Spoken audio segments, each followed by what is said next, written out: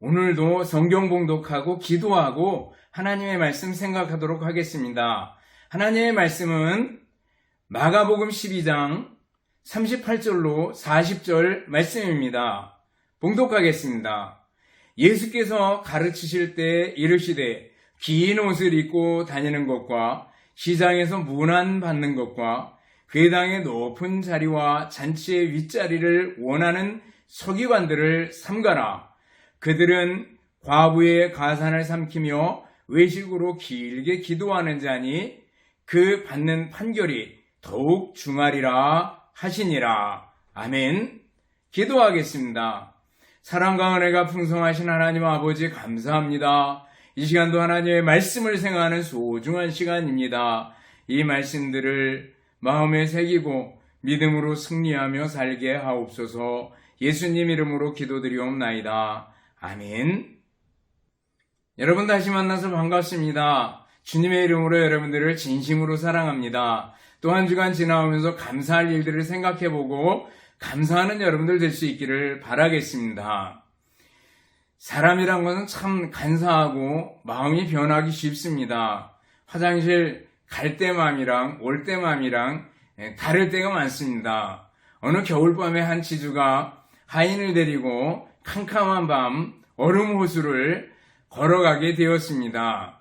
그 호수를 걸어갈 때면 가끔 빠지는 곳이 있어서 사람들이 그 호수를 건너는 것을 굉장히 어려워하고 밤중에 건너는 것은 엄두도 못 냈습니다. 그런데 마침 하인은 그 길을 잘 찾았습니다. 어디에 얼음이 두껍게 얼었는지라는 걸 잘 알기 때문에 이 하인의 인도를 따라서 가게 되었습니다. 그래서 호수 한가운데 정도 왔을 때 갑자기 겁이 더럭 났습니다. 그래가지고 내가 도착하면 너한테 말 한마디 줄게 이렇게 얘기했습니다. 그러다 조금 더 가니까 더 두려워졌습니다. 내가 안전하게 건너가기만 하면 송아지 한 마리 더 얹어줄게 그랬습니다. 그러다 한참 가다 나니까 조금 멀리서 불빛이 보이기 시작합니다. 그러자 살짝 마음이 변했습니다. 그냥 내가 건너가면 돼지 한 마리 줄게. 그렇게 살짝 말이 바뀌었습니다. 그리고 거의 다 와서 이제 한 50m 정도 이렇게 남았습니다. 그러자 내가 가면 감자 한 자루 줄게. 그리고 얘기를 했습니다. 그러다가 거의 다 와가지고 이제 발을 막상 건너뛸 때가 되니까 주머니에서 지적지적하니 몇냥 동전 몇 개 집어서 주면서 얘기하더라는 거예요. 그런데 시간이 너무 많이 걸렸구나 라고 얘기하더라는 거예요. 여러분들 사람의 마음이 이렇게 간사하고 시시때때로 변하기 쉽다는 것을 우리는 잘 압니다. 진실하지 못하다는 것을 참 잘 압니다. 오늘 예수님께서는 진실하지 못한 사람들을 향해서 강하게 책망하시는 것을 볼 수가 있습니다.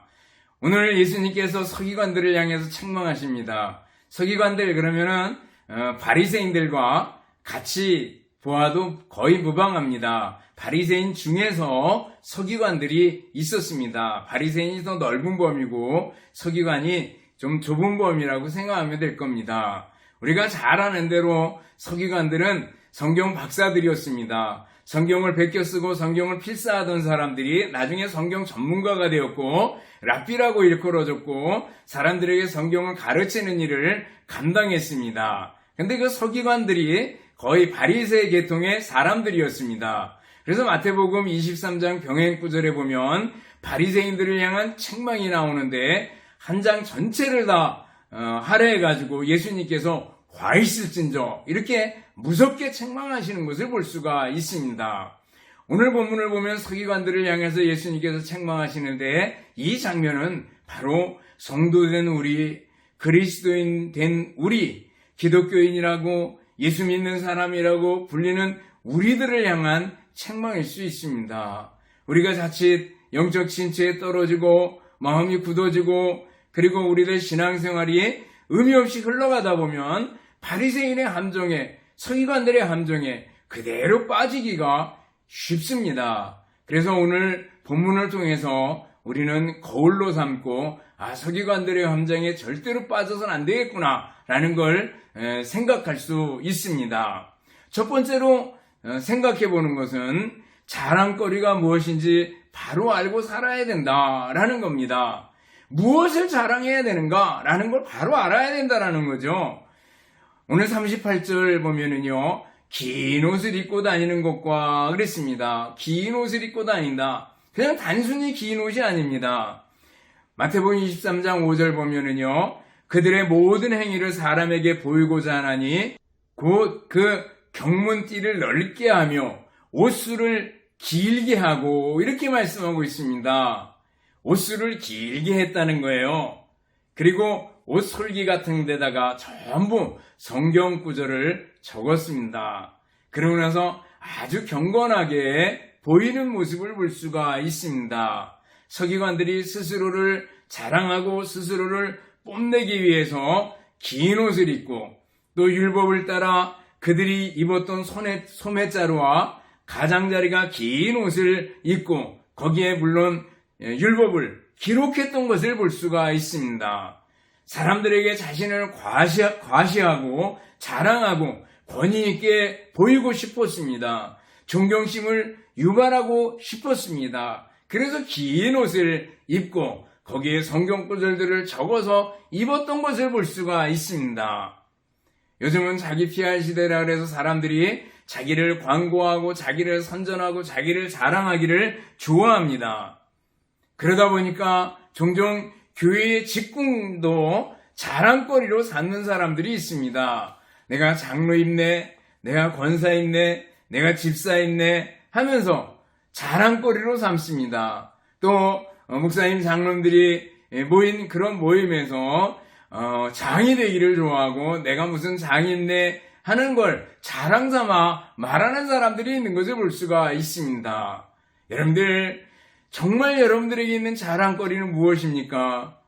내게 있는 완장이 자랑거리가 될까요? 내가 예수님 믿는다고 그게 자랑거리가 될까요? 교회의 직분이 자랑거리가 될까요? 여러분들, 자랑하려고 해서는 안 됩니다. 세상의 것들을 가지고 자랑하려고 해서는 안 됩니다. 다윗은 자기가 나라를 통치하고 말년에 인구조사를 실시합니다. 인구조사를 실시했던 이유는요, 내가 우리나라를 이만큼 크게 만들었다. 인구를 이만큼 늘렸고 이렇게 부강한 나라를 만들었다라는 것을 과시하고 자랑하고 싶어서 인구조사를 했던 것을 봅니다. 그대로 보면 인구조사 자주 했거든요. 인구조사 자체가 잘못된 거 아니잖아요. 근데 그것을 자기의 자랑거리로 삼으려고 했던 겁니다. 그런데 여러분들, 우리 그리스도인들은요, 진정으로 예수님을 안다면 이 세상에 있는 자랑거리들이 그렇게 부질없고 그렇게 헛되게 보일 수가 없는 겁니다. 바울사도가 그랬어요. 그리스도를 아는 지식이 가장 고상함을 일함이라 이렇게 얘기합니다. 예수님을 아는 지식이 가장 고상하고 가장 높고 가장 귀하다는 거예요. 그러고 나서 보니까 자기가 배웠던 모든 학문과 지식들, 그리고 자기의 가문들, 자기가 자신만만하게 내세웠던 바리새인이고 유대인 중에 베냐민 지파에 속했고 하는 모든 일들이 전부 아무것도 아니더라는 거예요. 그래서 뭐라 그래요? 잃어버린 것으로 여기고 해로 여기고 배설물로 여겼노라고 얘기하는 걸 볼 수가 있습니다. 예수님을 아는 지식이 가장 고상하기 때문에 이렇게 표현합니다. 여러분들, 예수님입니다. 예수님을 높이고 예수님을 사랑하고 예수님을 귀하게 여기고 예수님을 자랑하는 여러분들 될 수 있기를 바랍니다. 예수님, 그 예수님 마음에 모시고 살면 이 세상에 있는 것들이 부럽지 않습니다. 이 세상 사람들이 자랑하는 것들 부질없어 보입니다. 부동산을 얼마나 가지고 있고, 얼마나 좋은 차를 타고, 얼마나 좋은 옷을 입고, 그리고 어느 좋은 대학을 나오고, 그리고 출세해서 어느 위치에 올라갔고, 재벌이고, 드라마에 나오는 사람들처럼 의사에다가 판사에다가 뭐 검사에다가 그런 것만 나오잖아요. 그런 위치 예수님 생각하면은요, 정말 부질없고 헛되구나 라는 것을 알 수가 있습니다.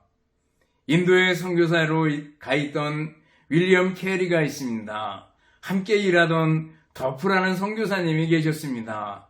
이 선교사님이 영국의 고향에 돌아와가지고 돌아다니면서 집회를 하거나 또 사람들을 만나는 모임에서는 계속해서 윌리엄 캐리를 자랑하고 윌리엄 캐리를 아주 자랑스럽게 또 얘기하고 입만 벌리면 윌리엄 캐리를 얘기를 했습니다. 이 소식을 나중에 윌리엄 캐리가 들었습니다. 그러고 나서 더프 선교사님을 나중에 만나가지고 얘기를 합니다. 선교사님, 더 이상 이제는 저를 자랑하지 마시고 저를 위해서 기도해 주십시오. 이렇게 부탁을 했습니다. 그런데 이 더프 선교사님은 윌리엄 캐리를 너무 크게 생각해가지고 가는 데마다 계속해서 윌리엄 캐리를 자랑하고 얘기를 했습니다. 그래서 나중에 다시 한번 더 불렀습니다. 조용히 불러서 얘기를 합니다. 더프 선교사님, 내가 죽거들랑 캐리 선교사 운운하는 얘기는 그만두시고 캐리의 구세주에 대해서 말해 주십시오. 이렇게 부탁을 했다는 겁니다. 그 후에는 더프 선교사님이 큰 충격을 받고 그 다음에는 아주 조심했다고 얘기를 합니다. 캐리 선교사님은 다른 사람이 자기 얘기를 하는 것을 좋아하지 않고 자기가 섬기는 구세주 예수 그리스도에 대해서 말하기를 원했다라는 거죠. 여러분들, 내가 나타나고 내가 드러나고 내 이름이 드러나고 그거보다 예수님이 드러나고 예수님의 이름이 드러나고 예수님이 높임받기를 바라는 간절한 마음 가지고 살아갈 수 있기를 바라겠습니다. 예수님께 초점을 맞추고 사셔요. 예수님만 바라보고 사셔요. 예수님의 이름을 높이기를 소원하고 소망하며 살아가는 여러분들이 될 수 있기를 바라겠습니다. 두 번째는요, 이 서기관들을 통해서 우리가 받는 교훈은 대접받기보다는 대접하는 삶을 살아야 된다라는 겁니다. 오늘 본문에 보면 38절 중간에 보면 시장에서 문안받는 것과 시장에서 문안받는 것을 좋아했다라는 겁니다. 시장, 사람들이 많이 다니는 곳이고 사람들이 많이 모이는 곳입니다. 그곳에 사람들이 서기관들을 향해서 랍비여, 아버지여 이렇게 말하면 아주 흐뭇해하고 좋아했다는 거죠. 당시 서기관들은 랍비, 선생님 그런 뜻이죠. 랍비로 불렸고 또 아버지, 주 이런 호칭으로 불렸습니다.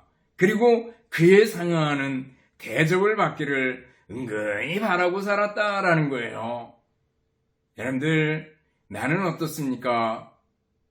나이가 들수록 나이에 걸맞는 많은 대접을 받기를 바라고 있지는 않습니까? 교회의 직분을 대접받는 직분으로 알아서 점점 직분이 높아갈수록 대접받기를 바라는 우리들은 아닙니까? 한번 돌이켜 보시기 바랍니다. 그리고 예수님의 말씀을 생각해 보시기를 바랍니다. 황금률이라고 하는 마태복음 7장 12절 보면 뭐라 그랬어요? 대접받기보다는 먼저 남을 대접하라고 말씀하시잖아요. 이것이 바로 율법이고 선지자라고 말씀해 주시잖아요. 여러분들, 다른 사람들을 대접하고 다른 사람들에게 베풀어 주기를 좋아하고 힘쓰는 사람들이 될 수 있기를 바랍니다. 어른들을 위한 동화라는 책에 보면 세계적인 호텔왕이 됐던 시골의 매니저 얘기가 나옵니다. 폭풍우가 몰아치던 어느 날 밤에 한 노부부가 미국의 필라델피아 한 작은 모텔 로비에 들어서서 안내 데스크를 찾아갑니다. 그럼 물어봅니다. 방이 있나요? 그러자 데스크에 있던 직원이 얘기를 합니다. 이 동네에 큰 행사들이 3개가 있어서 방이 모두 찼습니다. 그런데 지금이 새벽 1시고 폭풍우가 치고 빈 방은 없고 나가랄 수도 없고 그러니까 그렇다면 제 방을 비워드릴 텐데 비록 제가 쓰는 방이라 호텔방 같지는 않지만 하룻밤 주무시기에는 괜찮을 겁니다. 그렇게 하시겠습니까? 이렇게 물어봤습니다. 그러자 이 노부부가 흔쾌히 대답을 하고 그 직원의 방에 가서 하룻밤을 묵게 되었습니다. 그리고 나오면서 그 호텔 직원의 이름을 물어봤습니다. 그리고 나서 나중에 당신을 뵐 기회가 있을 거요. 이렇게 얘기를 하고 헤어지게 되었습니다. 2년이 지난 어느 날 편지와 함께 비행기 왕복권이 이 모텔 직원에게 전달되었습니다. 그리고 그 편지에는 뉴욕의 어느 건물을 방문해 주십시오라는 간곡한 편지가 쓰여 있었습니다. 그래서 시간을 내서 뉴욕에 가게 되었습니다. 그러자 2년 전에 만났던 그 노인이 나타나서 얘기를 합니다. 제가 이 큰 건물을 지었는데 빌딩입니다. 엄청나게 높은 그런 빌딩인데 이 빌딩을 호텔로 삼고 당신을 이 호텔의 지배인으로 삼고자 합니다. 라고 얘기를 합니다.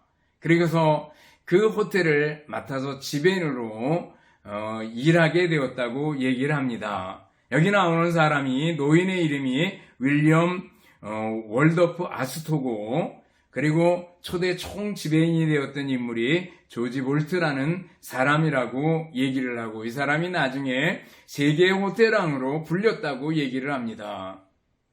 잘 때가 마땅치 않았던 한 노인을 대접했던 그 분이 나중에 큰 호텔의 지배인이 되고 세계의 호텔왕이라고 불려진 걸 볼 수가 있습니다. 여러분들 사람들을 잘 대접하는 것 중요합니다. 늘 베풀어주고 나눠주고 봉사하고 희생하는 정신이 우리 그리스도인들의 삶 속에 깔려져 있어야 될 줄 압니다. 세 번째 생각하는 것은 교만해서는 안 되고 겸손한 사람이 되어야 된다라는 겁니다.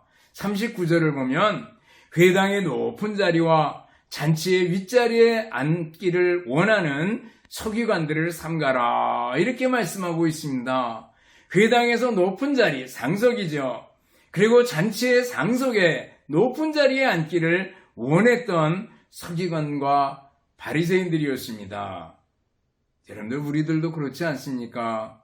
좀 더 상석에 앉으려고 하는 우리들은 아닌지 가끔 텔레비전 오락 프로그램들을 보면 그 오락에 자주 나오는 사람들은 카메라가 어디 있는지, 카메라 위치가 어디 있는지, 그리고 카메라가 잘 잡아주는 곳이 어디인지 하는 것들을 잘 압니다. 그래가지고 꼭 중앙에 서기를 원하고 그리고 정말 유명한 사람 바로 옆에 서기를 원하고 하는 것들을 볼 수가 있어요. 근데 마치 서기관들이 높은 자리에 앉으려는 것과 비슷한 것 같아요. 교만입니다. 여러분들 어떻게든지 높은 자리를 차지하려고 하는 세상 속에 우리가 살아가고 있습니다. 교만해서는 안 된다라는 걸 성경에서는 자주 얘기하잖아요. 사울 임금의 초창기는 매우 겸손했습니다. 왕이 되었다고 할 때 너무 쑥스럽고 부끄러워서 짐들 사이에 숨어있던 사울이었던 것을 봅니다.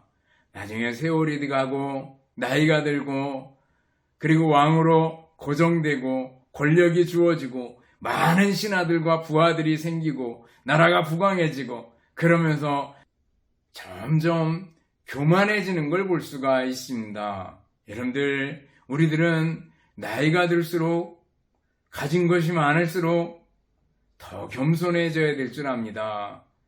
세상의 지식과 학문을 많이 배울수록 더 겸손해져야 될 줄 압니다. 하나님께서는 교만한 자는 물리치시고 겸손한 자에게 은혜를 베푸신다라는 말씀을 잠언에서 말씀해주고 베드로 사도는 그것을 그대로 인용하는 것을 볼 수가 있습니다. 그래서 겸손으로 허리를 동이라고 말씀하는 것을 볼 수가 있습니다. 여러분들 알버트 슈바이처 박사를 잘 알지 않습니까? 그 슈바이처 박사가 의료 선교로 아프리카 가봉에 가서 일할 때였습니다. 혼자서 자기가 맡은 일들을 다 해버립니다. 수술실 청소, 화장실 청소, 식당 청소, 큰 일, 작은 일, 굳은 일, 안 굳은 일 다 해나갑니다. 근데 한 청년이 가만히 청소하는 옆에 두 손을 모으고 서 있습니다. 그래서 15일자가 청년 그렇게 서 있지만 말고 같이 힘을 모아 청소하자 이렇게 얘기하니까 청년이 얘기합니다. 나는 그런 일은 안 합니다. 공부를 많이 한 사람이라서 청소 같은 건 안 합니다. 이렇게 얘기를 합니다. 그러자 15일자가 이렇게 대답했다고 얘기합니다. 나도 학생 시절에는 그렇게 생각한 적이 있었어. 그러나 공부를 많이 한 다음에는 아무 일이나 다 하고 있다네. 봉사하는 것이 내게는 큰 기쁨이야. 라고 말없이 다시 청소를 하더라는 겁니다. 여러분들, 우리들이 이 세상에서 살아가는 동안에 정말 겸손하고 낮아지고 또 낮아지는 사람들이 돼야 될 줄 압니다. 모든 것을 내려놓을 수 있기를 바랍니다. 겸손은 바로 예수님의 마음이고 예수님의 모습입니다. 예수님 바라볼수록 낮아지고 십자가로 죽음까지 무덤까지 낮아지신 예수 그리스도의 모습을 보게 됩니다. 예수님을 본받는다라는 것은요, 바로 예수님의 겸손을 본받는 겁니다. 예수님 앞에서 더 낮아지고 더 겸손해지는 우리들이 되어야 되지 않겠습니까? 네 번째로 솔선수범하고 언행이 일치하는 삶을 살아야 된다라는 겁니다. 40절 넘어가서 보면요, 그들은 과부의 가산을 삼키며 라는 강한 표현이 나오고 있습니다. 이 서기관들은 당시에 그 과부들의 재산을 맡아서 관리해주는 일을 하곤 했다고 합니다. 그런데 오히려 그 과부의 돈 중에서 얼마를 착복하고 은밀히 유용하는 일이 있었다고 합니다. 서기관들이 어떻게 말하고 가르쳤을 것 같아요? 율법의 전문가들이었어요. 당연히 사랑을 가르치고 구제를 가르치고 기도를 가르치고 그리고 가난한 사람과 그리고 나그네와 과부와 고아를 돌봐야 된다라는 성경의 말씀들을 많이 가르쳤을 겁니다. 그럼에도 불구하고 돈을 보고 욕심이 생겨서 얼마를 빼돌리는 일을 했던 걸 볼 수가 있습니다. 그래서 예수님께서는 이 서기관들을 향해서 말씀하셔요. 그러므로 무엇이든지 그들이 말하는 바를 행하고 지키되 그들이 행하는 행위는 본받지 말라. 그들은 말만 하고 행하지 아니하니 라고 말씀하고 있는 걸 볼 수가 있습니다. 우리 자신을 돌이켜보셔요. 좋은 말, 선한 말 많이 하지 않습니까? 목사된 저로서는 더 많은 말을 하겠죠. 교사된 선생님들도 많은 말, 좋은 말들을 하게 되는 걸 볼 수가 있습니다. 그러나 막상 내가 그 말에 대해서 책임지고 있는지, 언행이 일치하는 삶을 살고 있는지 라는 걸 돌이켜볼 때 그렇지 못한 경우가 얼마나 많은지 모릅니다. 여러분들 부모입니까? 여러분들 교사입니까? 당연히 말한 것 그리고 행동하는 것이 일치가 되어야 될 줄 압니다. 솔선수범하고 언행일치되는 삶을 살아야 된다라는 거죠. 그리고 마지막으로 서기관들을 향해서 하시는 책망 속에서 예수님께서 주시는 교훈은 뭐예요? 외식주의를 깨뜨리고 하나님 앞에 살아야 된다라는 겁니다. 40절 다시 중반에 보면 외식으로 길게 기도하는 자니 그랬습니다. 이 서기관들 바리새인들은요, 시간을 정해놓고 시간이 되면 거리로 나가서 사람들이 많이 모이는 곳에서 손을 들고 기도했습니다.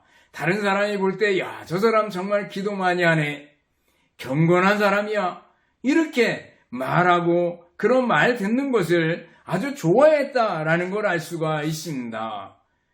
금식할 때도 구제할 때도 그렇습니다. 사람들이 많이 모이는 곳에서 나팔을 불어서 그 사람들 앞에서 구제하고 그리고 금식할 때도 사람들에게 보이려고 세수도 하지 않고 깨재재한 얼굴로 나는 금식했네 하면서 자랑하며 금식했던 것을 볼 수가 있습니다. 그때 사람들이 야, 경건하다 이렇게 느꼈겠죠. 그러나 예수님께서는 이 모습을 굉장히 책망하십니다. 평토장한 무덤 같다. 회칠한 무덤 같다. 냄새가 난다라는 거죠. 외식주의를 깨뜨려버려야 된다라는 거죠. 외식을 깨뜨리려면 어떻게 해야 돼요? 하나님 앞에 살아야 됩니다. 마태복음 6장 1절이잖아요. 사람에게 보이려고 너희 의를 행하려고 하지 말아라라는 거예요.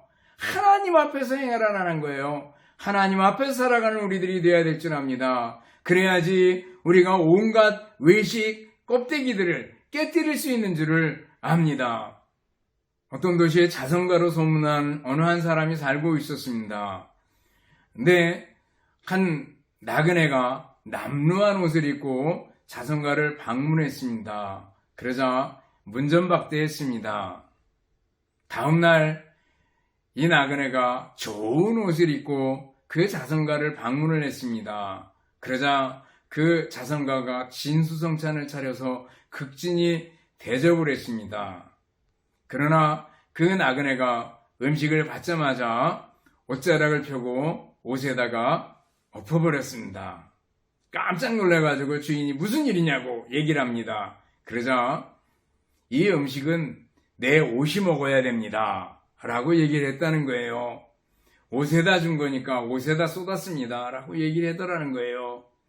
겉에 있는 옷을 어떻게 입느냐를 가지고 사람을 판단했던 거죠.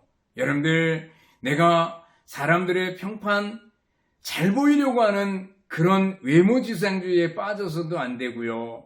또 나도 다른 사람들을 평가할 때 외모만 가지고 평가해서도 안 된다는 거예요. 사무엘상 16장에 보면 사무엘이 다윗에게 기름을 붓는, 왕으로 기름 붓는 그런 사건이 기록되어 있습니다. 그때 하나님의 명령에 따라서 사무엘이 다윗의 아버지 이새의 집을 방문했을 때 첫 번째 아들이 오게 됩니다. 엘리압이죠. 잘생겼습니다. 이 사람이구나. 이렇게 생각했을 때 하나님께서 사무엘에게 주신 말씀은 뭐예요? 그 용모와 신장을 보지 말라. 내가 이미 그를 버렸노라.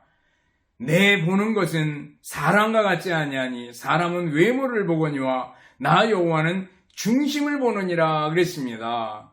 우리 하나님은요, 중심을 보신대요. 그러므로 여러분들 외모지상주의에 빠지면 안 됩니다. 외모를 가지고 사람들을 판단해서도 안 되고, 그리고 내 외모를 가지고 다른 사람이 좋게 평가해 주기를 바라서도 안 된다라는 거예요. 외식주의를 깨뜨려야 됩니다. 그러면 어떻게 해요? 하나님 앞에 살아야 된다라는 거예요.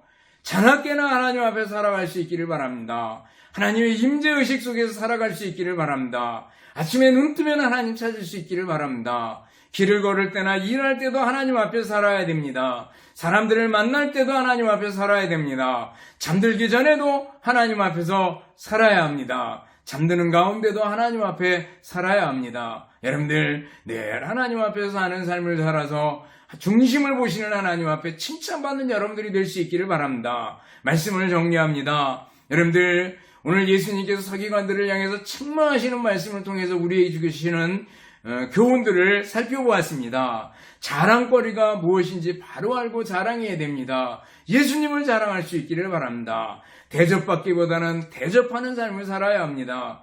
교만해서는 안 되고 겸손해야 합니다. 솔선수범하고 언행이 일치하는 삶을 살아야 합니다. 외식주의를 깨뜨리고 하나님 앞에서 살아야 합니다. 오늘 내게 주시는 말씀들을 마음에 새기고 또 한 주간 믿음으로 승리하며 평생도록 승리하는 삶을 살며 믿음으로 사는 삶을 살며 하나님의 은혜 가운데 살아가는 삶을 살아가시기를 주님의 이름으로 축원합니다. 기도하겠습니다. 사랑과 은혜가 풍성하신 하나님 아버지 감사합니다. 오늘 예수님께서 서기관들을 책망하시는 그 장면들을, 말씀들을 통해서 오늘 내게 주시는 말씀으로 받고 외식주의에 빠지지 아니하며 오직 예수님 자랑하며 하나님 앞에 살아가는 저희들이 되게 하여 주시옵소서. 감사드리오며 예수님 이름으로 기도드리옵나이다. 아멘. 축도하겠습니다.